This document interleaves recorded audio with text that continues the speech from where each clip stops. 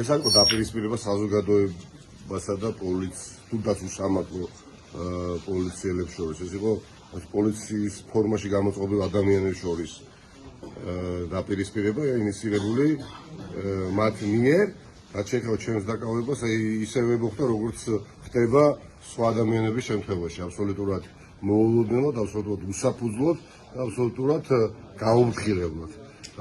ისინი მოწოდებასაც კი არ აკეთებდნენ, მაგრამ მე თუ რამე გამაკვირვებთ, ეს ადამიანები წლების განმავლობაში ბევრ დანაშაულს ჩადიან, მაგრამ ამჯერად იყვნენ უკიდურესად აგრესიულები, რაც მიუთითებს მათ ძალიან მძიმე ფსიქოლოგიურ მდგომარეობაზე, განსაკუთრებით მე გულისხმობ მაღალი თანამდებობის პირებს და უკვე ისანი სამგორის მთავარი სამმართველოს პოლიციის შენობაში დაკავებული, როდესაც ვიყავით და ხელბორკილები მედო, ვინმე გიორგი ჩოქური, ამ მთავარი სამმართველოს უფროსის მოადგილე, ეყო თავხედობა და ეს ხელბორკილები დადებული, როდესაც ვიჯექი, ძალიან დიდ ოთახში, სადაც ბევრი პოლიციელი იყო, მისი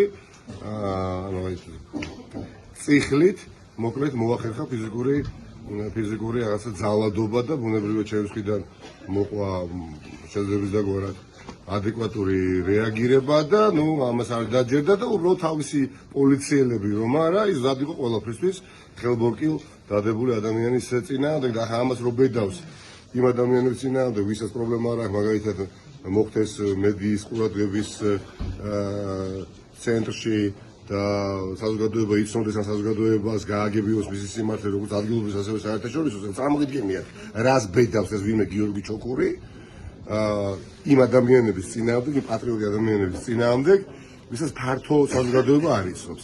მაგრამ კიდევ ერთხელ ეს ეტაპი ივანიშვილი რაზეც იმყოფება ახლა გადაულახავი იქნება მისთვის. შემდეგი ეტაპი მას ბრძოლის არ ექნება. შემდეგი ეტაპი ივანიშვილის იქნება მარცხი და აიგებ ნახავთ უახლოეს პერიოდში თუ ეს ასე არ იქნება. ვინმე სიმართლეს აქვს ყველაზე დიდი ძალა, ვიდრე ივანიშვილს გონია. მას გონია რომ ძალას აქვს სიმართლე და ეს ასე არ არის და ამაში დავწუნდებით ყველანაირად. ნიკა თვითონ სამმართველოში მარტო ჩოქურის მიერ მოხდა?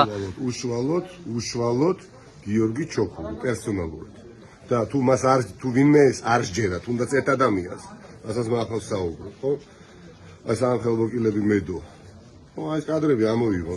მეორე სართულზე მოხდა ეს, რაზეც მე ახლა საუბრობ. რა თქმა უნდა, არ ამოიგებენ ხა საკუთარი ყოფილი შინაგან საქმეთა მინისტრი და პრემიერ-მინისტრი გახარია იმ მდგომარეობაში აღმოაჩინეს მათმა გუნდის წევრებმა და ვიდეოფირი დღემდე ვერ იხება საზოგადოებამდე. ხა ამ ვიდეო მასალას როგორ გავვრცელებთ? თუ არა, მაინც ვალდებულები ვიყოთ და თქვათ, რომ აბა მოდი გამოაჟღავნონ და გაავრცელონ და დავინახავთ.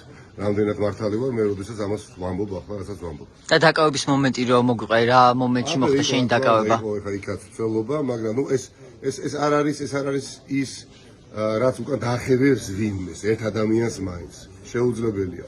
მათ არანაირი ძალა ამ პროცესში, რომელიც პოლიტიკური პროცესი არ არის, მით უმეტეს პარტიული პროცესი არ არის, ეს არის ეროვნული პროცესი, რომელიც ეროვნული ძალების გამარჯვებით დასრულდება და ამ ქვეყანაში ახალი არჩევნები ჩაინიშნება.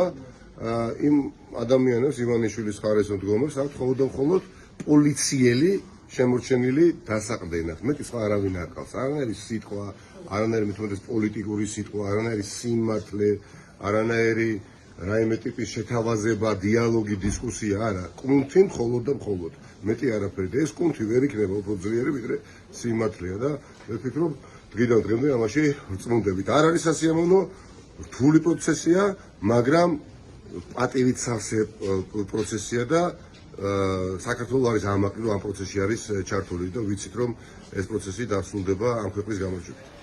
მადლობა.